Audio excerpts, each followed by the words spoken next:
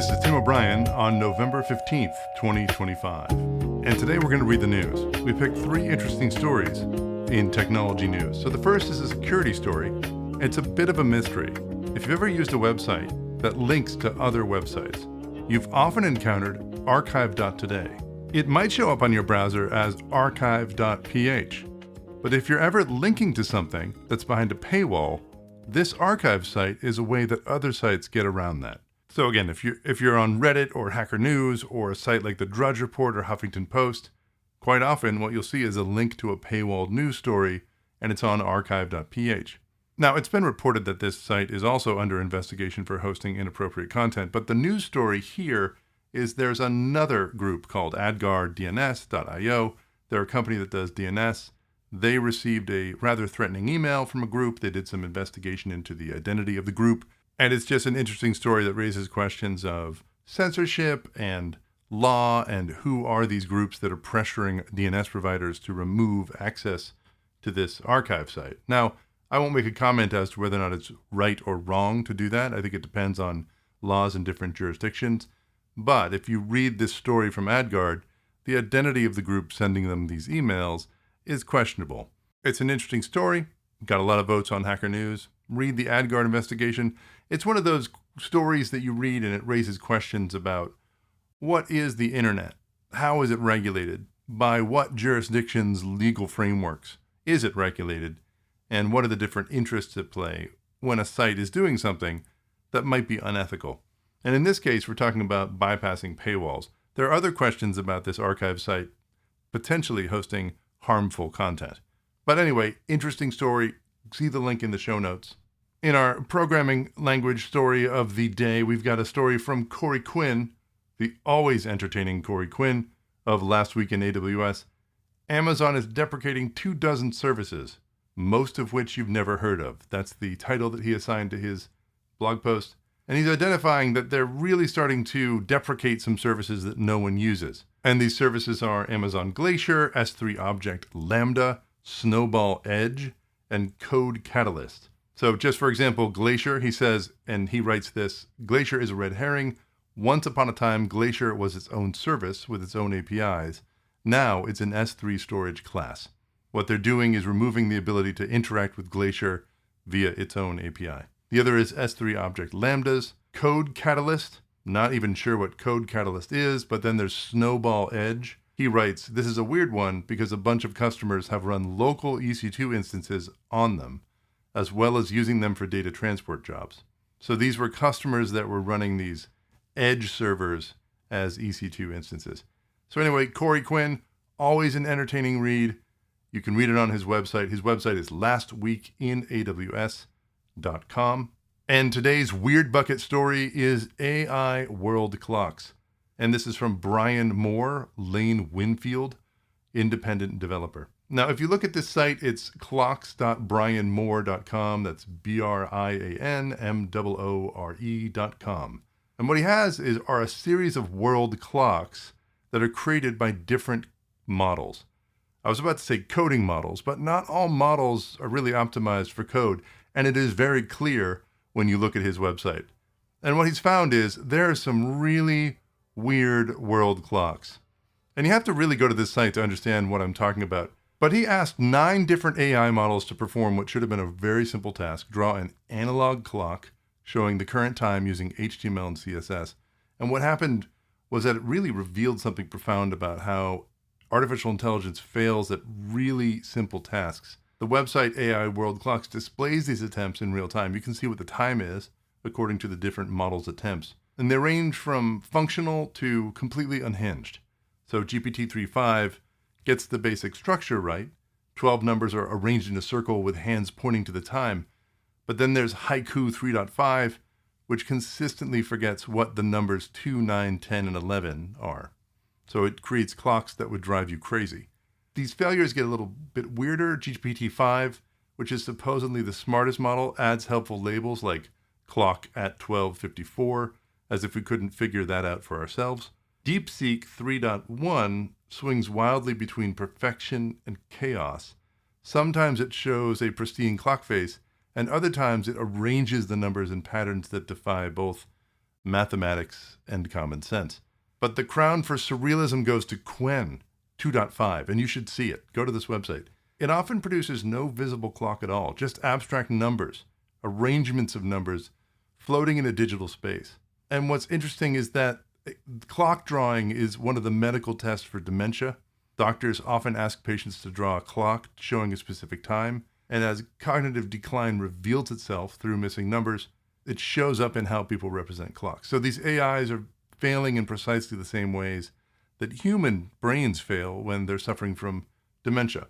Now, you're going to hear this weird bucket story and think that I'm commenting that these models are not able to create clocks. I will say from my own experience as a programmer, if you're going to have a model create a clock, you're going to give it a requirement as to what that clock should look like. You're not just going to ask it an open-ended question like, create a clock, and just draw it however you want. But that's what Brian Moore did. It's very interesting to see how these things fail, sometimes in subtle, but sometimes in hauntingly awful ways. It also reminds me of some of the videos I've been seeing recently on Instagram, where a director tries to direct actors in AI. And, often you'll have an actor say something, but then a voice will happen when they're not speaking, or an actor will try to express an emotion, but instead of expressing an emotion, their face will completely transform into another person.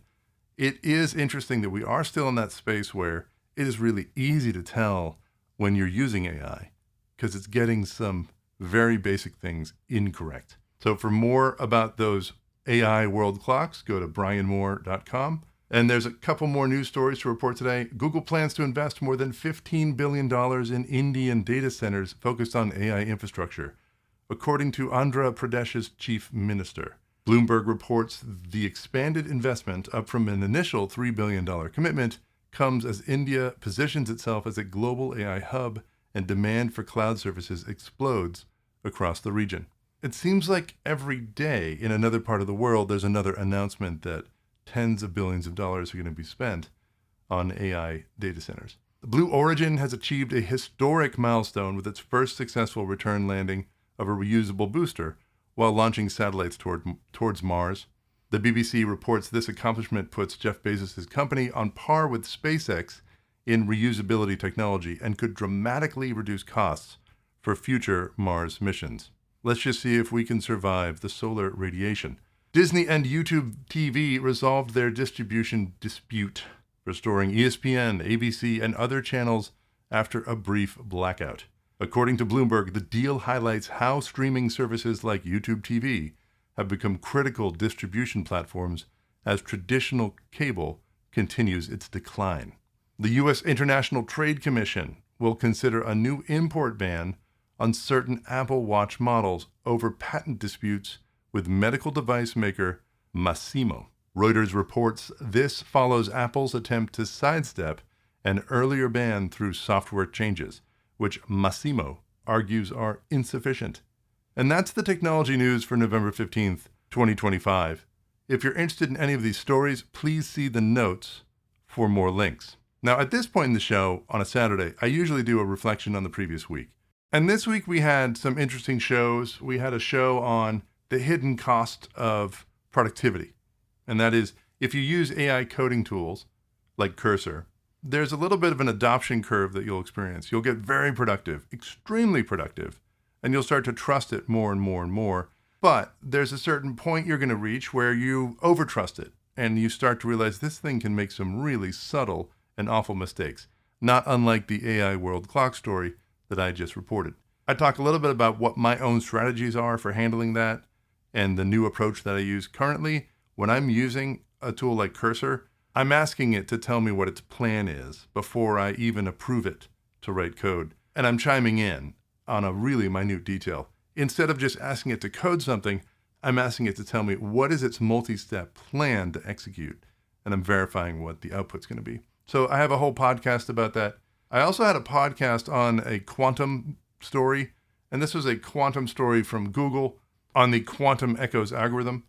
And that's an interesting algorithm.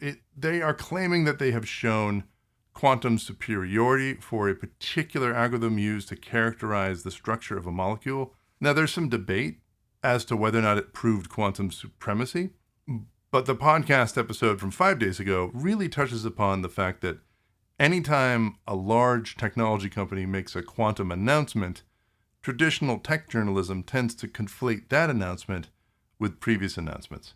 And in this case, Quantum Echoes, which is a significant algorithmic improvement, was conflated with an announcement from last year and 3 years ago about the structure of Google's Willow or Sycamore chips. So listen to that episode for more. Then Tuesday, or Wednesday to be more accurate, we had an episode on the Northern Lights or auroras. We had a G4 severe storm on Tuesday night, and I talk a little bit about what causes that, the power of the sun that's creating a coronal mass ejection, a CME event, and how that interacts with the magnetic field to create auroras. But I also talk about how that could one day pose a potential risk to electricity, to data centers. I am working on a larger episode about that in the future.